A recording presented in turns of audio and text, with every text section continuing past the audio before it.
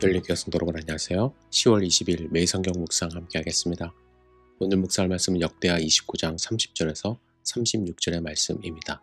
함께 읽겠습니다.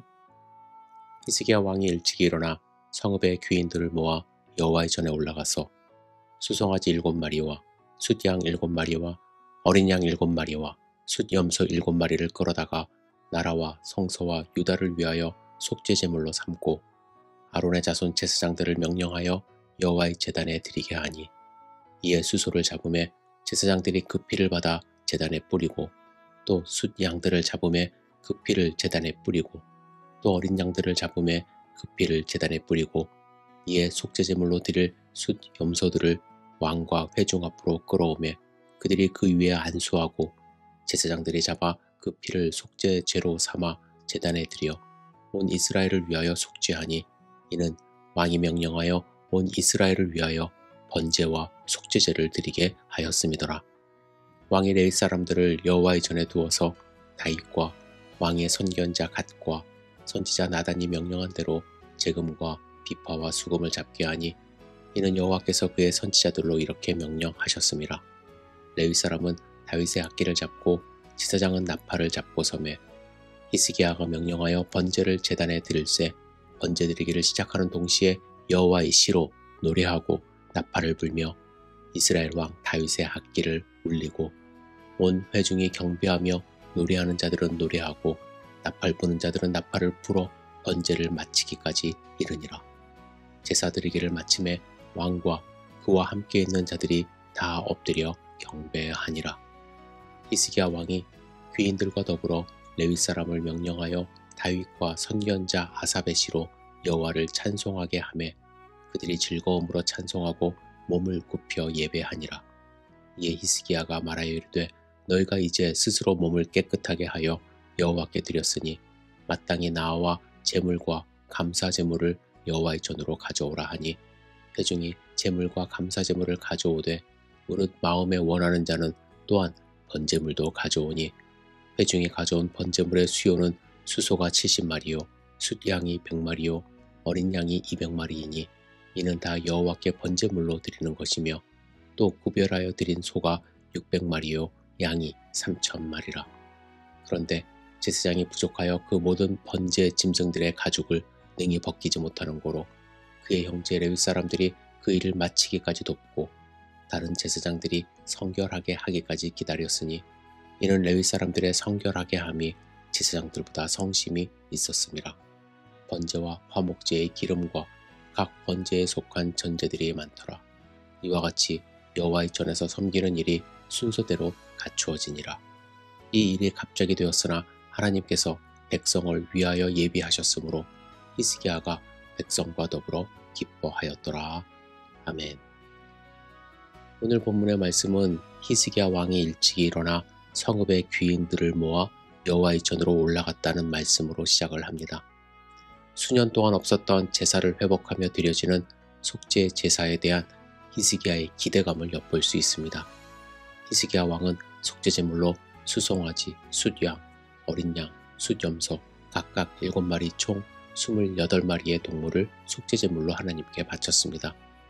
유대인들에게 7이라는 숫자는 완전을 의미하기 때문에 국가적 속죄제를 하나님께 드림에 있어서 완전한 속죄의 제사를 드리고자 했었기 때문이라고 생각이 됩니다.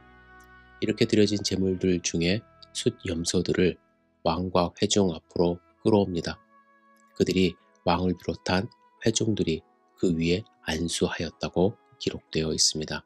레위기에 보시면 속죄제를 드릴 때 속죄를 받아야 할 사람이 속죄 제물에 안수하도록 되어 있습니다. 그래서 왕을 비롯한 회중들이 숫 염소 7마리에 안수한 것입니다. 성전에 모인 회중들이 안수를 마치자 제사장들이 숫 염소들을 잡아 그 피를 속죄제로 삼아 제단에 드렸습니다. 그런데 24절은 이 피가 지금 성전에 모인 히스기야 왕과 유다 백성만을 위한 속죄제가 아니라 온 이스라엘을 위한 속죄제임을 밝히고 있습니다.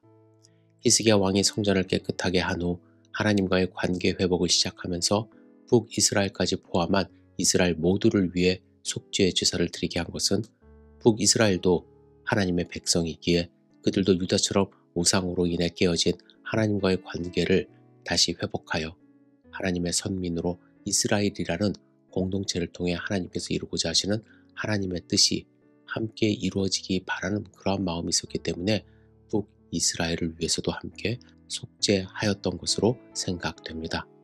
이렇게 속죄제가 끝난 후에 감사 제사가 진행이 됩니다. 31절에 보시면 히스기야는 감사 제물을 드릴 수 있는 조건으로 몸을 깨끗하게 하라고 명령합니다. 이는 단순히 몸을 깨끗하게 씻는다는 것만 의미하는 것이 아니라 속죄제를 통해 죄를 씻어 정결하게 되는 것까지도 포함하는 것입니다. 즉, 죄를 씻어 자신을 정결케 한 자만이 하나님께 제물을 드릴 수 있는 것이죠. 그런데 그들이 하나님께 드리는 번제물의 수가 너무나도 많아서 제사장들이 제물의 가죽을 벗기는 일을 감당할 수가 없었음을 기록하고 있습니다. 사실 레위기 제사법을 보시면 제물의 가죽을 벗기는 일은 제물을 가지고 온 자가 해야 할 일입니다. 하지만 오늘 본문의 말씀은요, 사적인 제사가 아니라 국가적인 제사를 드리고 있기 때문에 제사장들이 일일이 가죽을 벗기는 일부터 모든 일을 집전했던 것으로 보여집니다. 그런데 제사장들은 보통 번을 정해서 성전의 일을 했기 때문에 번이 아닌 제사장들은 성결함을 유지하지 못한 상태에 있었던 것 같습니다.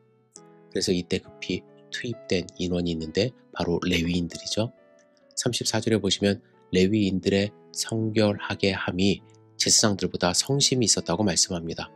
그들은 언제든지 제사 드리는 일에 투입될 수 있도록 평소에 자신들의 성결함을 유지하고 있었던 것입니다.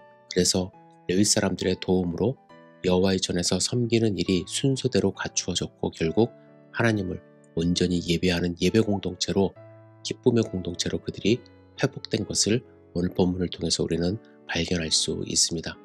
여러분, 히스기야는 첫째 해, 첫째 달 닫혔던 성전의 문을 다시 열며 하나님을 향한 예배를 회복했습니다. 히스기야는 하나님의 백성이 가장 중요하게 생각해야 하는 일이 무엇인지를 분명히 알았던 것입니다. 여러분, 우리가 가장 중요하게 생각해야 하는 것은 무엇입니까? 하나님께 전심으로 예배하며 내 삶을 하나님께 온전히 드리는 삶, 그것이 바로 우리가 가장 중요하게 그리고 마땅히 해야 하는 삶의 모습이라 생각합니다. 우리의 삶을 다시 한번 돌이켜보시며 오늘 본문의 말씀을 묵상하시며 과연 하나님을 향한 문이 닫혀 있다면 그 문을 활짝 열고 하나님께 나아가 하나님과 동행하는 하루 되시기를 주님의 이름으로 축복합니다. 기도하겠습니다. 전능하신 주님, 우리의 삶을 지켜주시옵소서. 오늘 하루의 삶이 온전히 하나님께 드려지는 예배의 삶이 될 수 있도록 인도하여 주시옵소서. 하나님을 생각하며 하나님이 주신 말씀으로 오늘 승리할 수 있도록 주여 축복하여 주시옵소서. 예수님의 이름으로 기도드렸사옵나이다. 아멘.